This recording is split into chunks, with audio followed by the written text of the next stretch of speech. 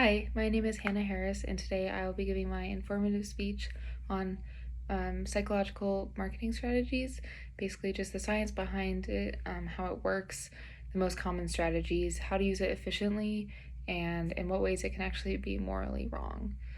Right. Now, have you ever made an impulse purchase that later caused you to wonder what influenced you to buy such an unnecessary product? This is most likely a result of psychological marketing strategies that companies use to catch the attention of their audiences.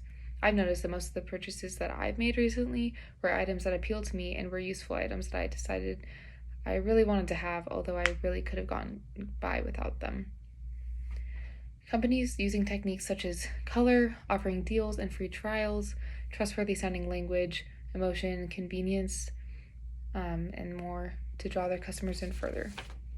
I'm going to explain to you why these common strategies, as well as many others, are so effective in persuading the human brain to be more interested than it was at first glance. Advertising companies have been using the neuroscience to control the human mind since the mid-1900s. Edward L. Bernays, the nephew of Sigmund Freud, was one of the main founders of using neuroscience to cultivate the audience's wants rather than just adjusting to consumer demands. Bernays played a large role in the Lucky Strike campaign, where he attempted to target more women to smoke. Many of the women originally disliked the green packaging and decided not to purchase cigarettes as one of their main reasons, as told by the staff at Gaia. Instead of changing the color and the appearance of the product, Bernays staged events in a way that made the color green more attractive to the women. He was also able to convince them that these cigarettes would give them a slimmer figure and a soothed throat, although there was no clear evidence. And he did not even approve of smoking himself. For example, Bernays would destroy his wife's cigarettes whenever he found them around the house.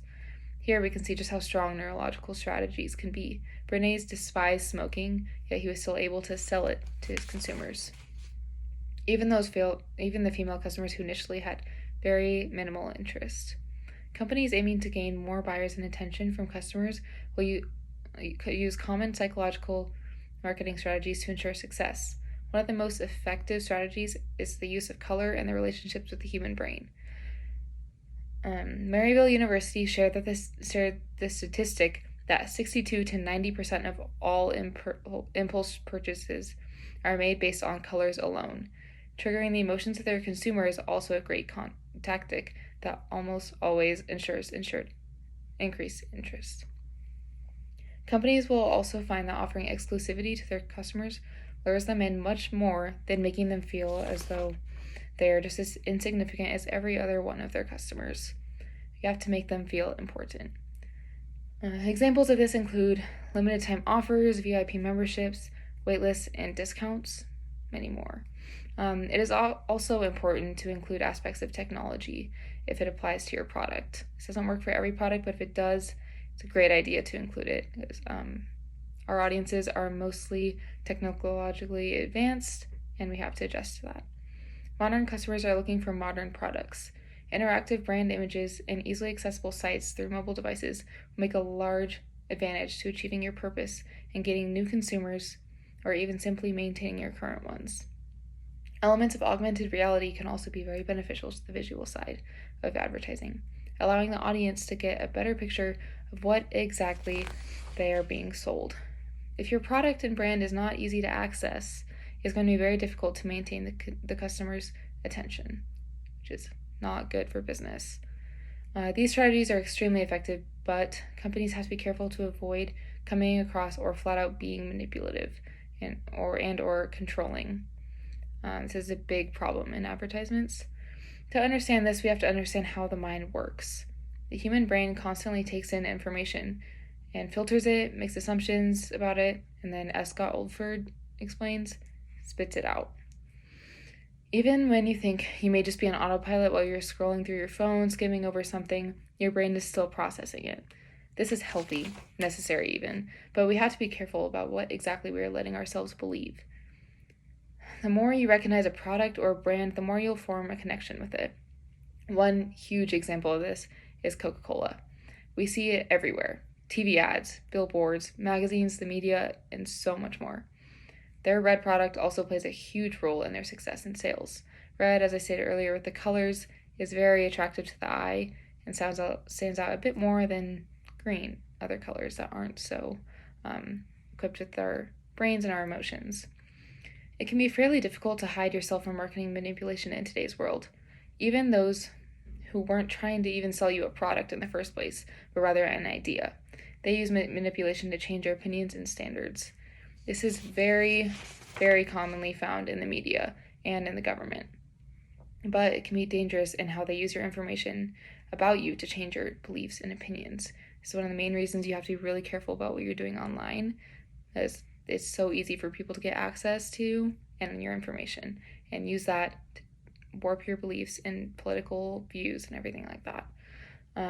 Manipulation is not moral, but sadly it is extremely effective, and corporate companies care more about making a larger profit than reaching out and finding consumers in an ethical way.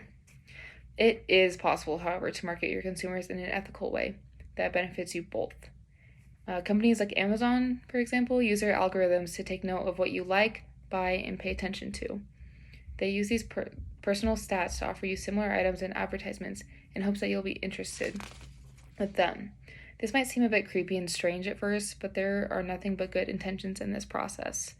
Most of the advertisements that I've seen in my own Instagram and other social media platforms are of products that I'm usually fairly interested in, especially the more I interact with them and even purchase things like that. I get things that are adapted to me and my interests. So I've come to find it's not too bad and oftentimes helps me find things that I've been looking for. Manipulation, if done correctly, can be a good thing for both the producer and the consumer. It's in our DNA to want to feel comfortable. The more we see advertisements we agree with and would likely purchase anyways, the more we trust our devices and the media, and the more we will be likely to actually make purchases based on what advertisements we're seeing every day, and which ones are chosen specifically for our feeds and for our personalities. Overall, some of the most important factors of advertisements include relevance to your audience, omnipresence, intimacy, and an ethical approach, most of all. The success of your product doesn't mean a ton if you're gaining it solely through manipulation. It's not fair. The advertisement industry owes most of its success to implementing these simple techniques to their process. Marketing psychology anticipates their potential buyers' behavior, which allows them to alter their ads in a way that gains results in the highest number of sales and profits possible, which is ultimately the goal. If these tools were not available to these companies, they would have a much more difficult time selling products, especially those of lesser significance to consumers. I hope this information helps you to identify the ways that major companies target and track consumers like yourself who may not have noticed the ad otherwise. Understanding this can help you avoid products that are a waste of time and may even help you create some appealing advertisements of your own in the future. Thank you.